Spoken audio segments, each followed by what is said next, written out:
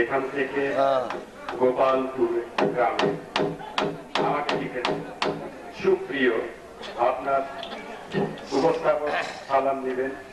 আমরা এই গ্রামের সরকার শরীফ ইবনে ওমরের গান শুনতে আগ্রহী। যদি আপনি দয়া করে সুযোগ করে দেন আমরা আপনার নিকট কৃতজ্ঞ থাকবো। ইতি শ্রোতাবৃন্দ, গোপালপুর।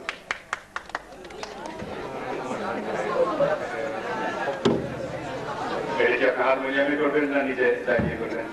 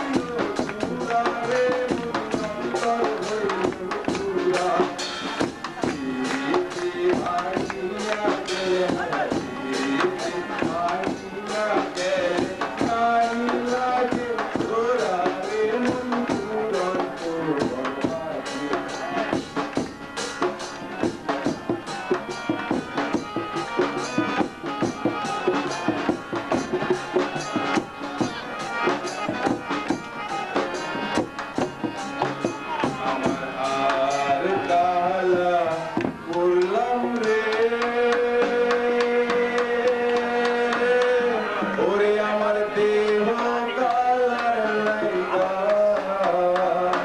অন্তর কালার